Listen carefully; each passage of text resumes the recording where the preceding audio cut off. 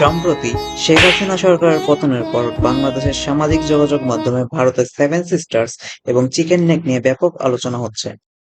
মূলত doctor professor Mohammad ইউনূসের ভারতীয় গণমাধ্যম এনডিটিভিকে দেওয়া এক সাক্ষাৎকারকে ঘিরে এই আলোচনার সূত্রপাত। এই সাক্ষাৎকারের এক পর্যায়ে প্রফেসর ইউনূস বলেন, বাংলাদেশকে অস্থিতিশীল করার কোনো চেষ্টা হলে ভারত এবং সেভেন সিস্টার্সও স্থিতিশীল থাকবে না। If you destabilize Bangladesh, it will spill over all around Bangladesh, including Myanmar and Seven Sisters and West Bengal, everywhere. এর পরপরই ২০০৪ সালে তৎকালীন স্বরাষ্ট্র প্রতিমন্ত্রী লুৎফর জামান বাবরের চীনের সহায়তায় ১০ ট্রাক ভর্তি বিভিন্ন অস্ত্র ভারতের সেভেন সিস্টার্স এলাকার বিচ্ছিন্নতাবাদী গোষ্ঠীদের কাছে চালানের ব্যর্থ প্রচেষ্টা নিয়ে পুনরায় আলোচনা শুরু হয়, যা বর্তমান প্রজন্মের অধিকাংশ তরুণের অজানা ছিল। ওই সময় ভারতের সেভেন সিস্টার্স অঞ্চলে বিভিন্ন বিচ্ছিন্নতাবাদী গোষ্ঠীর প্রভাব স্পষ্ট ছিল, যারা ভারত থেকে আলাদা হয়ে নিজেদের স্বাধীন রাষ্ট্র গঠন করতে চাইত। তখন ভারত বর্তমান সময়ের মতো অর্থনৈতিক এবং রাজনৈতিকভাবে শক্তিশালী ছিল না। ফলে তৎকালীন সরকারের লক্ষ্য ছিল ভারতের এই অঞ্চলের বিচ্ছিন্নতাবাদী গোষ্ঠীদের উস্কে দেওয়া, যার ফলে ভারত নিজেদের সার্বভৌমত্ব রক্ষার্থে ব্যস্ত হয়ে পড়বে এবং বাংলাদেশের অভ্যন্তরীণ বিষয়ে হস্তক্ষেপ করা থেকে বিরত থাকবে। আজকের এই ভিডিওতে চিকেন নেক কি, ভারতের কাছে কেন চিকেন নেক গুরুত্বপূর্ণ সেই সম্পর্কে আলোচনা করা হবে। একই সাথে বাংলাদেশের ফেনী করিডোর নিয়েও আলোচনা করা হবে, যা পার্বত্য চট্টগ্রাম এবং চট্টগ্রাম জেলাকে বাংলাদেশ থেকে বিচ্ছিন্ন করে দিতে পারে।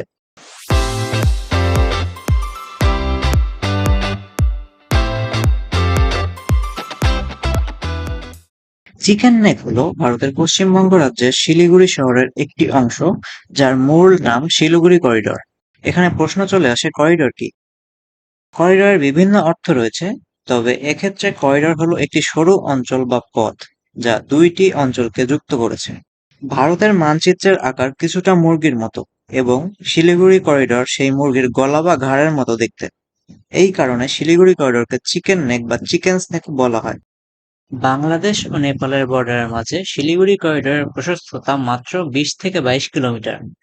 এই অঞ্চলটি বলতে গেলে ভারতের সার্বভৌমত্বের জন্য সবচেয়ে গুরুত্বপূর্ণ, কারণ উত্তর-পূর্ব ভারতের 7টি রাজ্য এবং সিকিম এই অঞ্চলের মাধ্যমে ভারতের মূল ভূখণ্ডের সাথে যুক্ত থাকে। ভারতের এসব রাজ্যে বিভিন্ন আদিবাসী গোষ্ঠীর বসবাস রয়েছে, যাদের সংস্কৃতি ভারতের অন্যান্য অঞ্চলের চেয়ে অনেক আলাদা।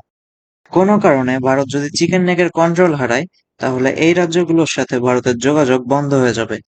তখন এসব রাজ্যে পৌঁছানোর একমাত্র উপায় থাকবে বাংলাদেশ অথবা নেপালের ভূখণ্ড ব্যবহার করা।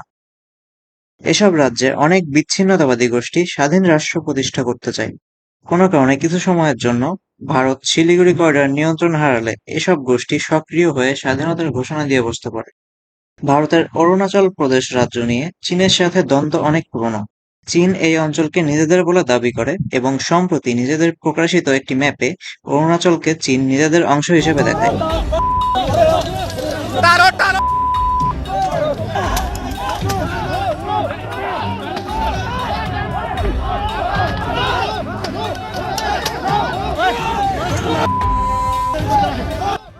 ভবিষ্যতে এই ইস্যুতে চীনের সাথে ভারতের যুদ্ধ হলে চিকেন নেককে অবশ্যই চীন টার্গেট করতে চাইবে, যার ফলে ভারতের অরুণাচল প্রদেশের সাথে যোগাযোগ বন্ধ হয়ে যাবে।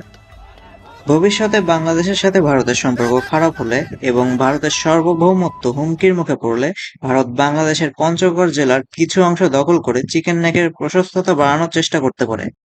তবে দেওয়ালে পিঠ থেকে না গেলে ভারত এই উদ্যোগ নিবে না, কারণ সেক্ষেত্রে ভারতকে বিভিন্ন আন্তর্জাতিক নিষেধাজ্ঞার কবলে পড়তে হতে পারে। ফেনী করিডোর হলো বাংলাদেশের ফেনী জেলায় অবস্থিত ৩১ কিলোমিটার প্রশস্ত একটি করিডোর, যার এক পাশে ত্রিপুরা রাজ্য এবং অন্য পাশে বঙ্গোপসাগর। ১৯৪৭ সালে দেশভাগের সময় ৯৭% মুসলিম অধ্যুষিত অঞ্চল হওয়া সত্ত্বেও পার্বত্য চট্টগ্রামকে ভারতের অংশ না করে পূর্ব পাকিস্তানের অংশ করা হয়, কারণ তৎকালীন পূর্ব পাকিস্তানের গুরুত্বপূর্ণ একটি অঞ্চল ছিল বন্দরনগরী চট্টগ্রাম। পার্বত্য চট্টগ্রামকে ভারতের অংশ করলে বাংলাদেশের মূল ভূখণ্ড থেকে চট্টগ্রাম জেলা আলাদা থাকত, এবং এই অঞ্চল ব্যবহার করে ভারত বঙ্গোপসাগরের অ্যাক্সেস নিতে চাইলেও সীমানা জটিলতার কারণে সমস্যার সৃষ্টি হতো। ১৫ই আগস্ট ভারতের স্বাধীনতার দিন পার্বত্য চট্টগ্রামের বিভিন্ন আদিবাসী গোষ্ঠী ভারতের জাতীয় পতাকা উত্তোলন করে, কারণ তারা তখনও জানত না যে এই অঞ্চলকে পাকিস্তানের অংশ করা হয়েছে। পরবর্তীতে স্নেহা কুমার চাকমা ভারতের প্রধানমন্ত্রী নেহেরুর কাছে সামরিক অভিযানের মাধ্যমে পার্বত্য চট্টগ্রামকে ভারতের অংশ করার অনুরোধ নিয়ে যায়, কিন্তু নেহেরু তার প্রস্তাব প্রত্যাখ্যান করেন। পরবর্তীতে বাংলাদেশের স্বাধীনতার পর প্রাক্তন রাষ্ট্রপতি শহীদ জিয়াউর রহমান এই অঞ্চলের নিরাপত্তার জন্য অনেক বাঙালিকে পার্বত্য চট্টগ্রামে বসতি স্থাপনের জন্য প্রেরণ করে। এর ফলস্বরূপ এই অঞ্চলের অমুসলিম জনগোষ্ঠীর সংখ্যা 97% থেকে কমে 2000 সালের মধ্যে প্রায় 50% নেমে আসে। পার্বত্য চট্টগ্রামে বিভিন্ন বিচ্ছিন্নতাবাদী গোষ্ঠীর উপস্থিতি রয়েছে, যারা বাংলাদেশকে ভেঙে স্বাধীন রাষ্ট্র গঠন করতে চায়। সম্প্রতি কুকিচিন ন্যাশনাল ফ্রন্ট সমর্থিত কুকিচিন ন্যাশনাল আর্মি এই অঞ্চলে ব্যাপক অস্থিরতা সৃষ্টি করেছে। এই নিষিদ্ধ বিচ্ছিন্নতাবাদী সন্ত্রাসী গোষ্ঠীটি পার্বত্য চট্টগ্রামের বান্দরবান ও রাঙামাটি জেলার কিছু অংশ নিয়ে স্বাধীন রাষ্ট্র গঠন করতে চায়। এদের দমনে সেনাবাহিনী 2022 সালের নভেম্বর মাসে অভিযান শুরু করে, যা এখনো চলমান আছে। কুকিচিন ন্যাশনাল ফ্রন্ট, সংক্ষেপে কেএনএফ এর প্রতিষ্ঠাতা নাথান বম, যিনি ঢাকা বিশ্ববিদ্যালয়ের চারুকলা বিভাগ থেকে তার স্নাতক সম্পন্ন করেছিলেন, তিনি 2008 সালে কেএনএফ প্রতিষ্ঠা করেন।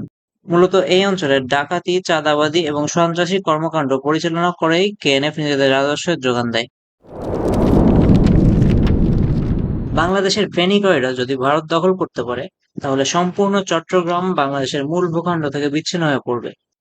এর ফলে ভারতের ত্রিপুরা রাজ্য সরাসরি বঙ্গোপসাগরের অ্যাক্সেস পাবে, যা চিকেন নেকের বাইপাস হিসেবে কাজ করতে পারে। সেই সাথে উত্তর পূর্ব ভারতকে সরাসরি সমুদ্রের সাথে সংযুক্ত করতে পারে।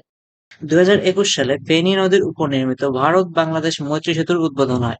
এই সেতু ভারতের ত্রিপুরা রাজ্যকে বাংলাদেশের পার্বত্য চট্টগ্রামের সাথে যুক্ত করে। এর ফলে ভারত বাংলাদেশের চট্টগ্রাম বন্দর ব্যবহার করে সহজেই উত্তর-পূর্ব ভারতে বিভিন্ন পণ্য রপ্তানি করতে পারবে। কিন্তু ফেনীর মতো একটি কৌশলগতভাবে গুরুত্বপূর্ণ অঞ্চলে ভারতকে অ্যাক্সেস দেওয়ার ঘটনা আদতে বিস্ময়কর।